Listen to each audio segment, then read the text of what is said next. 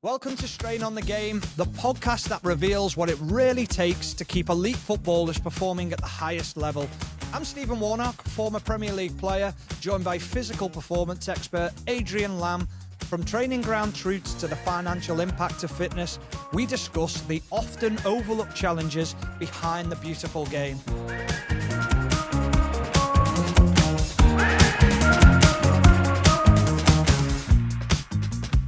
Welcome to part 2 of our Christmas special on Strain on the Game. We'll be covering AFCON and the effects that it'll be having on the Premier League and which clubs will be affected. We'll also be talking about the demands on players and staff over Christmas and what's expected of them. And then lastly, the dreaded word alcohol. What exactly does alcohol do to the body? And should we be consuming it over Christmas if we are a professional footballer? Obviously, we spoke about the World Cup last week and we were talking about England's opponents. Ghana are one of those opponents, but a team that hasn't made it to AFCON. But also we're going to talk a little bit about the implications of players who will and won't be going to AFCON and how it affects certain clubs. Yeah, so, I mean, the fact that Ghana haven't qualified, do you think that helps England? Or, Well, you know, I what? think I think it would have allowed them to watch them in a competitive environment to see how they play, what type of Right. systems they play, the best players, who to keep an eye on. It's very well like watching clips of people, but the players now will sit down, they'll watch AFCON because Yeah. they'll want an edge on who they're going up against, how they play. And it's your homework for the World Cup, but Right. they won't be able to get that now. So they won't have that. They'll do, I mean, probably, I'm guessing now in the March international break and beforehand, that'll just be 4 friendlies for Ghana. So you're Yeah. not seeing them in a competitive environment and sort of where you can press the buttons a little bit as well. See, I take a little bit of a different view to you because I think that having a proper tournament, which is, you know, it's over and done with by the 18th of January, but what is it, 6 Premier League games? I think that would be a good opportunity for Ghana to sharpen the tools, if that makes sense, to have a look at players in a real competitive environment and to prepare and to look at the processes of recovery and travel and to really fine-tune them and use the AFCON as I know it's a really important tournament and I don't want to diminish the importance of it, but to use it as a bit of a trial run for the World Cup. Yeah. So I think from that perspective, it's you make a really interesting point, which actually I hadn't really thought about in terms of the scouting and the other teams seeing what they're all about. But yeah, I just think it's a good opportunity that Ghana would have had to sharpen the tools, to prepare for the World Cup, use it as a little bit of a dry run, see what works, see what perhaps doesn't work, Yeah, no, I get that. and I then get that as well. yeah. So I mean, look, there's advantages and disadvantages to everything, isn't there? Of course there is, yeah. So Absolutely. from that perspective, I think my view would be that Ghana not qualifying is probably broadly helpful for England, but more widely, how is AFCON going to affect the Premier League? Yeah. I think that's the big question, isn't it? Is Yeah. when often we think of AFCON, we just look at it and think, okay, so how many players are going to go and how's that going to affect clubs? So the guy who's been in the story all week or last 2 weeks is Mohamed Salah. Yeah. So he will be the only player who leaves for Liverpool. They used to lose Sadio Mane as well as Salah, which was not good for the front line of Liverpool. But yeah, this year they only lose Mohamed Salah. So Manchester City aren't massively hit. Marmoush, Yeah. who's not really he's on the bench. He's in and out the team. They don't get hit too bad. I think, interestingly, Manchester United, Mazraoui, Diallo, who's a huge player for them, Ahmed, He is. and then Mbuemo, the new signing Yeah. from Brentford. They've lost him. But I Yeah. think the one that we have to talk about is Sunderland. Without question. Sunderland, the informed team this year, the surprise package. A lot of recruitment over the summer, and they'll lose sort of 6 or 7 players. I think it's 6, isn't it, roughly? Yeah, Um, but probably 4 starting players. yeah. But that's big within your team, isn't it? It's half your team. Yeah, well, it's not. If you got 2 sent off, it's half your team. Yeah, Yeah, and they're important players. The starters, like you said, there's 4 starters going, and correct. they recruited 13 through the summer, and they've integrated them incredibly well. Yeah, They are the success story of this season. I'm delighted to see how absolutely, well yeah. they're doing. Um, but they're losing important players for 6 Premier League games. Yeah. So they're on a real roll. The momentum is with them. How is that? How are they going to manage that period? It's like, we talk about the affected injuries. Have you're losing players, whether it be for international call-ups or for injuries, then it's gonna affect them, isn't it? So Yeah. how they manage that? I mean, they will have planned for it, I guess. Well, Um, interestingly, the one of the players I was gonna mention was, Ismail Assar at Crystal Palace, and Oliver Glasner came out a couple of weeks ago and said, "We need to replace him during the window." So he feels like he has to get a like for like him because what he talked about was, he said, Ismail Assar is the player that runs in behind and stretches the team for us, yeah, makes us be able to play into pockets because he's that option over the top and in behind. And he said, we don't have a player like him. yeah, So he's thinking now, tactically, I'm going to have to adapt unless I get a similar player. But also, what that does is it inflates his price of any player that he goes in for because he knows now if he rings a club and the club go, "Oh, you're looking to replace Ismail Assar?" yeah. Oh, okay. Well, we've just seen your comments a few weeks ago, so we know he's integral. Another 5 million, another 10 million, whatever it might be. So that's a really interesting one as well. It is interesting. I mean, he may well be sending a message to the To the chairman. board. Yeah, Yeah, which is, don't expect us to be winning games without this player because this player is the player that yeah, allows us to play the way we want to play, and they've been massively exactly. successful. Yeah, Um, I'm also looking at the bottom clubs, how it affects. We talk about how it's affecting the top clubs, but Burnley are losing 3 players, yeah, and they're in a bit of a dogfight to stay up, aren't they? yeah. But Um, I'd say Fulham as well. I know yeah, Fulham will be always fine, but losing Bassi as a centre half, but arguably the most underrated or one of the most underrated players of the season and probably the last couple of seasons, Iwobi. yeah, So yeah, important to them how they play. yeah. So you're taking away your centre half and you're one of your biggest utility players. You can fill in so many gaps, and you're like, that's going to be big for Fulham as well. Yeah, West Ham are losing a couple, Wan-Bissaka, Diouf. So Yeah, there's a lot of clubs that are being affected. Interestingly, who aren't being affected at yeah, all because they haven't got any players there. Arsenal, top of the league as we speak. yeah, Really, really interesting that because I think historically, they have had a few go and yeah. They have, yeah, Chelsea, yeah. Which is Leeds. so surprising with the amount of players Chelsea have got. Yeah, yeah. Newcastle. We talk about Sunderland being a success story. The Villa from the early part of the league, and we spoke in one of our early podcasts about how they were struggling when we talked about transfer deadline day and the players that Yeah, they brought in. They've been rampant ever since then, but they've yeah, they've got no players going, so they're going to be an interesting proposition if they're going to make a sustained title challenge. They've got one on standby, I believe. yeah, yeah. So, the teams that don't have them, again, interesting. So there's a question in my mind there and this is a question that we're gonna ask to one of our future episodes, a guy who comes in talking about recruitment.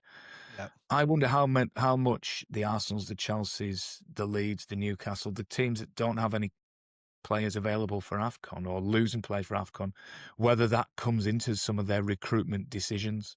I I think don't it know has because to. I think it yeah, has to. I think it has to, depending on what the scale of the club is and how much they've got to spend. So if you look at the teams within that, and I look at Chelsea, Newcastle, and Villa, Yeah. I'd say the three of those clubs are working within the parameters of PSR. So they Yeah. can't afford to go out and spend 50, 60 million on a player who they're going to lose for over a month, Yeah. because they can't just go out and buy two of those players because they're restricted. So they've got to be so careful with how they spend their money, which is interesting when you look at the guys who've come up into the Premier League, why Sunderland thought that was the right thing to do. Well, So I mean, it would be interesting to get behind the scenes of that, really. But there's that idea of going into when you're a promoted club coming into the Premier League, your priority is survival, isn't it? yeah, So exactly. they've gone in and thought, right, we're going to have a right go till Christmas. And then if we lose these players and have a sticky patch over Christmas and New Year, we get them We'll get back them. in January. Yeah. So, is it a gamble? I don't know. You're getting better quality players in than you otherwise would have. Is it better to get a fantastic player in and lose him for AFCON, but have him for the rest of the season than Well, get, the other way of looking at it is that it's just an injury. yeah, It's a period where those players are injured, and that could happen anyway. yeah. And that comes on to another interesting point is when these players go away, going back to one of the episodes we did on when players go on international duty, you don't know what they're doing. No, And very true. players we've seen before pick up injuries during AFCON. Yeah, We talk about them, they're going to miss 6 Premier League games. They may well miss more yeah, because they get injured out there because they're playing a different way or they're playing on different surfaces, different environment. The injury risk goes up, the travel, all of the things that we've spoken about before. So I guess watch this space. I mean, absolutely. we think, but one thing we do know is that AFCON aren't going to affect Arsenal. Not going to No, affect Chelsea, not going to affect Leeds. interesting. They might benefit. They might well benefit. Yeah, they might. Okay, Right. so the next thing we will move on to, and we'll fly through these next two, Yeah. was the life demands and sacrifices over Christmas of players and staff. Yeah. So again, questions from our listeners, but reaching back to a previous podcast we did with Jamil, Yeah, the psychologist, which was phenomenal, loved it. phenomenal. Need to get him back on. Yeah, we do. He was brilliant, and we got a lot of incredible feedback from that. But he touched on, didn't he, the pressures and the adversities that players have to deal with, and the mental toll that football takes on players. Yeah, Christmas is traditionally a time when we have families coming together and celebrating. Not always, I know Christmas can be difficult for certain people, but yeah, it's a very different time for players and staff because of the amount of games. So we thought, didn't we, this would probably be a good opportunity to sort of talk a little bit around the life demands that football makes, the sacrifices that players have to make. So, how did you like the Christmas period? Did you sort of feel like you were missing out, or did you enjoy it? didn't notice it. Right. And what I mean by that was, it was just the weeks continue and the games continue, and you don't really think, well, I'll get in a festive mood, because you're just in a cycle of playing games and training that nothing changes. Whereas people get time off over Christmas and they get that chance to wind down and they get chance to go places. We never got that. Yeah. We were just constantly in training, constantly recovering, constantly watching what you're eating, making sure that you're fueling up or getting prepared for games. So no, I always found it, even on Christmas Day, I was very reluctant to have a Christmas dinner. I Yeah. was very much right, I need to stick to my routine of what I had. Um, I think sometimes on Christmas Day, it depended on your schedule. You'd either be in the morning. My big thing was, if I was captain or vice captain, I'd always speak to the captain, or I'd always grab a group of players and say, right, everyone who's got kids, you get the say if we can take it to the manager, whether you train in the morning or the afternoon, Right. because what do you prefer to do with your kids? Well, I think the most important time in Christmas Day, if you've got kids, is that period of waking up at anywhere between 5 and 9 o'clock, depending on the age of the kids in the morning. But you don't want to miss that. You Yeah, want to be there for that. So if we can train later on, then great. There's some players who are like, well, we'll just do it when we get back, and I'd rather have longer at home during the day and just get training out the way. yeah. But you've got to be adaptable, and I think that's what a lot of people were trying to understand, was we're trying to work it out for everyone and come to a common ground which everyone is satisfied with. Yeah, I think the family thing's interesting. One of the things that I wanted to ask you was, we talk about the sacrifices that players make, and the families have to make sacrifices as well, don't they? Because you're not there, you're not Yeah, around. So did you find? I know you had a young family, and the kids. How did they sort of deal with it? well, they were just used to it. Yeah, They were used to being away anyway, and it was a bit of it's not like you watch everyone else's family. yeah, That's what becomes the norm. yeah, So your kids are used to that. They're not looking at another family going, well, their dad doesn't do that. That's just the way it is. Because don't forget, families, different families, their parents will work late as well. yeah, I had a different sort of thing where I'd be home from training at 2, 3 o'clock in the afternoon. So I could pick my kids up from school. There was different benefits from training, from being a footballer. yeah, So I would be there during the week. I'd be able to put the kids in bed at night if I didn't have a game, because I predominantly we train in the morning. So you had different benefits from it, yeah, and you just deal with them benefits, don't you? As a yeah, yeah, child, yeah. and you just go, okay, so dad's home this time, or he's not home on this day. But I Christmas Day, I always tried to be there as long as I could. Yeah.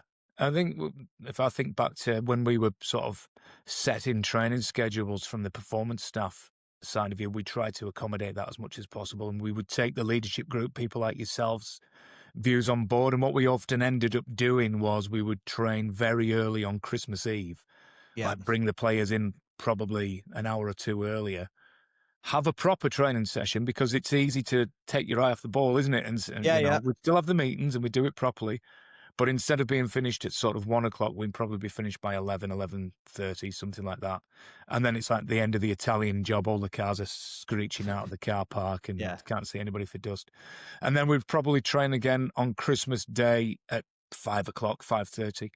yeah. I, interestingly, never had a home game over Christmas in all the years Yeah. that I was in football. Yeah, I didn't. Oh, Every Boxing Day game was away. Of all the different clubs, I were just the way the schedule went. So yeah, I don't yeah, know what it was like to have a home game. We were always away. So we would travel. We would train at probably 5:30 under the lights or indoor, and then we would up to the airport, jump on the plane, get to where we were going, have a meal, everybody to bed, up, and then play the next day. normal service resumed, isn't it? Yeah, there was. I mean, there was one story from the Newcastle time when we're training at 5:30. We put all the cones are out for the warm up. We're training under the lights, and then one of the groundmen comes and says, "You probably need to shift that warm up."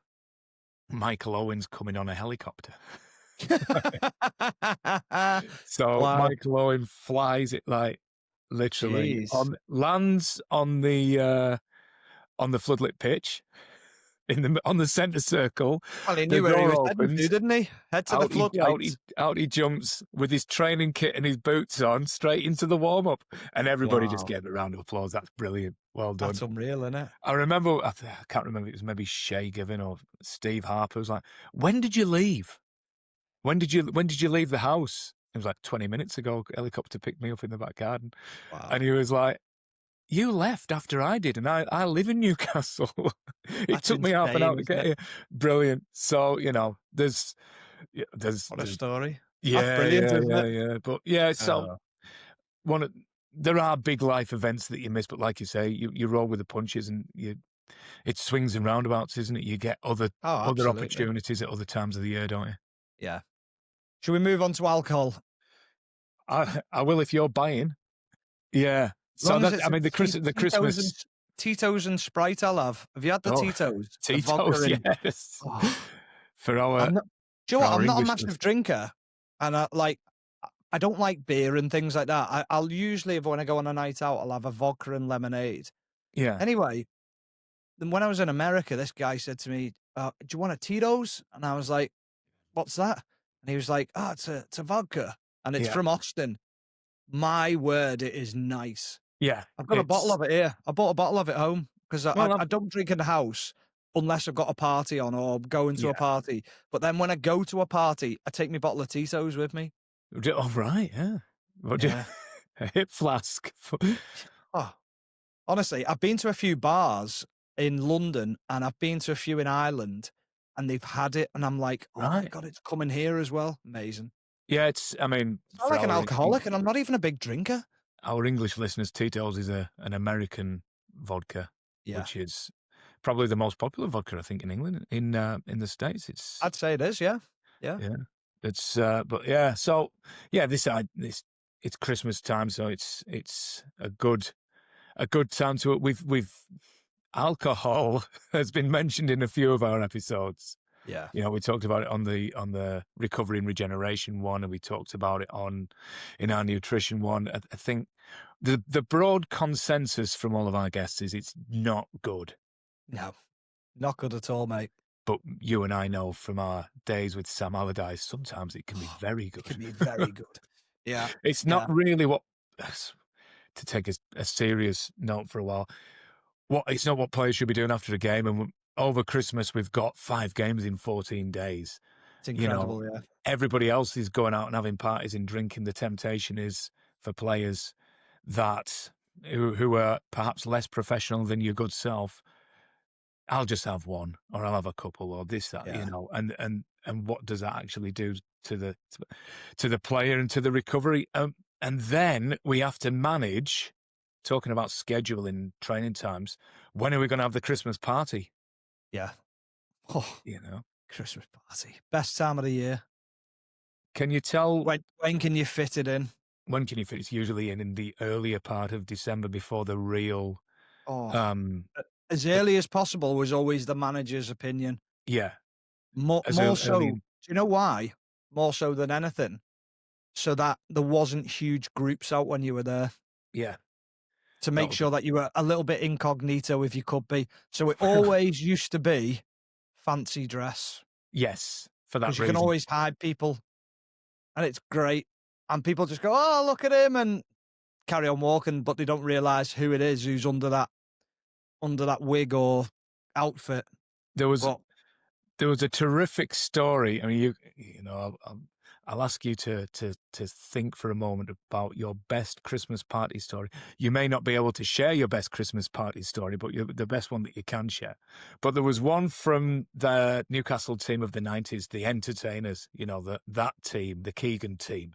yeah, And somebody told me this, that they were drinking the Black Bull before the Christmas party, which was the pub opposite the ground. And then yeah, they'd make their way into town. It was always fancy dress. So you've got, you know, Captain Hook with his big head on and all this. Nobody has any ideas. And they're walking down the road and they get to the monument and somebody from somewhere produces a football. And so they have an impromptu five-a-side in, right. in and around the monument square. And, you know, people look and going, Bugs Bunny's all right, isn't he? He can play, you know, you know, and nobody has any idea. That could go down as one of those stories that's had a lick of paint added to it over years. But Yeah, that's in Newcastle folklore, the time that Newcastle United players had the Christmas party, had a five-a-side in the middle of the street and nobody knew who they were. yeah. Well, ours, my favourite Christmas parties were always a trip to Dublin because you go Temple Bar in and around that area, and it's just the music, the atmosphere. The lads were always like on top form because it was away from everything that they knew. But yeah, we would always do a fancy dress. I remember, I think my last fancy dress was I went I went as Ken, as in Barbie and Ken. So I built a box and painted it pink. and I went as Ken in this box, and I walked around with this box, and I made it myself, but I put, like, the cellophane on the front of it, and I was in this box for about 2 hours, and then out of nowhere, oomph, just got absolutely poleaxed by one of the lads. They'd had enough of the box, it was just getting in the way, but I had all the Hawaiian shirts on and everything like that, and, like, the wig sweeped over and the sunglasses, and, it was top draw. It was brilliant. Um, Fantastic. And this is obviously well before the recent film, Barbie film came yeah, it out. was well before, well before. They must have spotted me and thought, "Do you know what? That looks the part, that." I was going to say, Um, Margot Robbie probably saw you and thought, yeah, yeah, yeah, but, we'll have obviously, a bit. well, I always like the joke about Ken and Barbie, which is, why can't Barbie get pregnant? Because Ken doesn't come in a box. Shocking. Yeah. One for the kids. No, yeah, we might Yeah, have to. no, yeah.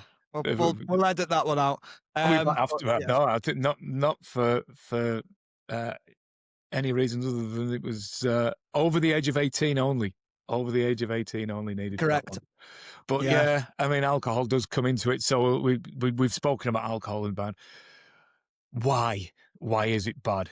I, Newcastle featured broadly today, haven't they? When I was at Newcastle United, the time that Keegan came back in what was that, 2008, wasn't it? Something like that. He brought Arthur Cox in with him. Arthur Yeah. Cox had been the manager of Derby and Newcastle, the general, like proper old school football. And he used to call alcohol, the enemy. He'd sort of given it a character. He characterized it as the enemy. And he would go around pointing at players, don't get captured by the enemy. Don't get captured by the enemy. If the enemy captures you, you'll tell it everything. So don't, and Brilliant. all things. And when you're captured by the enemy, it never lets you go. So and Very he's true. right, isn't he? Yeah. It is the enemy. It's the enemy to performance. Yeah. Why? Alcohol, essentially, it's a toxin. It's a poison. The body treats it like it's a poison. It tries to get rid of it, and that causes a massive inflammatory response to try and metabolize it. And anyone who wears a whoop, and this is why I was concerned about you Yeah. a couple of weeks ago, even one drink, if you measure your heart rate variability, Oh, yeah. alcohol has a massive response on your heart rate variability. To the extent that my missus, she has one drink and it absolutely knocks her heart rate variability out, and a Whoop recovery score, which she's usually very proud of. And she said, I might as well have had 10 drinks, because one Yeah, drink yeah. just so you have this incredible stress response. The sympathetic nervous system, which we've spoken about here, it goes into overdrive to try and metabolize this alcohol. There's this idea that alcohol helps you sleep. It actually doesn't. It Oh, really no chance. negatively affects the sleep. It massively reduces the amount of REM sleep you get. So again, going back to Whoop, when we look at the sleep breakdown, the amount of time that you spend in REM sleep is negated. REM sleep is really important because that's the period of sleep where you have your mental recovery and your Yeah. cognitive recovery, and in terms of concentration and focus and motivation, REM sleep is important to support that aspect of your performance. So alcohol, you get up and you're a bit foggy. That's why you've had your REM sleep. So the other Don't thing that have it it. does, we've spoken about the mTOR pathway, is it massively impedes muscle repair. Yeah. So, and then the biggest one, or the most probably obvious one, is that as you drink, your urine output increases. Certainly mine does. Yeah, So, yeah. Absolutely.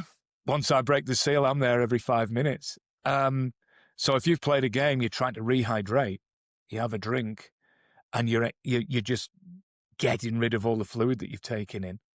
So there's lots of different reasons why alcohol is not conducive to performance. But then, there's the other side of it when we think about our times. it does have Oh, it important can have, aspects. A be psychologist brilliant. might say the club party is hugely important for team building Absolutely. and bringing people together. Yeah. And you and I remember an extremely good, it wasn't a Christmas party, but the trip to Glen Eagles, Magnificent. which, Saved our season. we say that, don't we? Yeah. I mean, just to tell that story, when we came into Blackburn, we were dead and buried at Christmas. We were And then we third were from bottom, I think, or second from bottom, weren't we? second from bottom, 6 points away. Then the first game that sort of Sam came in, beat Stoke. About 3-0. Yeah, brilliant. And Yeah. then, if you remember, going into April, we were kind of starting to dip back down again. We were getting lots and lots of draws, but we couldn't convert them into wins, and we couldn't quite drag ourselves out of the bottom thing. Then we did, and then we had a bad result and dropped ourselves back in again. And then, ironically, we played Stoke and we got beat, and that dropped us back into the bottom three. And it was in April, so it was close to the end of the season. And this trip to Glen Eagles had been planned. And so it was, we're going incognito, okay? Do not wear any Blackburn gear. So if you remember, I got picked up at a service station in Kendal. Yeah, yeah. So the bus had left Blackburn. I'd gone up to stay overnight at my parents' in Cumbria. So I was getting picked up at the services in Kendal. The team bus turns up with a massive Blackburn Rovers badge. And I was like, what happened to incognito? I put the golf clubs, because it was a golfing trip going to Glen Eagles, put the golf clubs in the boot, got on, and it was like a scene from ancient Rome. I was like, how's this happened between Blackburn and Kendal? It's only an hour and a half up the road. You say again? We had to restock the ale when we got to this is services. it. You came to me, right? You said two things. Have you met our new player? And Yeah. Robbo, because he'd sort of Come to life. he'd come to life. Brownie was struggling with the mumps, so it was like he was dead. And you said, right, we're in Cumbria. You're Cumbrian. Therefore, you're in charge of replenishing the alcohol stocks. God. And I was like, well, have we got enough to last to Carlisle? Because I know opposite Carlisle auction, there's a massive Tesco's. And we get there. We thought we had enough drink to last us the bus trip from Blackburn to Glen Eagles. We didn't hardly get out of Lancashire. It was ridiculous. But, absolutely ridiculous. So we had that trip to Glen Eagles, and Jamil was on it, wasn't he? He did a lot of the team building stuff, and we really knitted together. And then we went back. We beat Wigan in the next game. Yeah. And after that, we only needed another 3 points, and we got those 3 points, and that saved us. And it saved us with one game to go, so the final game didn't matter. Yeah. But we do say that, don't we? Glen Eagles saved our season. Yeah, And it did. it's a fantastic trip. I remember you've spoken about the Ken fancy dress. You also did a great job with getting the polo shirt Trophies and the trophies. Yeah, we had an award ceremony, didn't we? Yeah. And brilliant. So for all the negative effects of alcohol, and I'm not condoning alcohol whatsoever, in the reality of football, it does play a role, doesn't it? Yeah, absolutely. Brilliant. What a way to wrap it up. We'll wrap it up there. Follow us on social media and YouTube at Strain on the Game. Subscribe, like, and follow.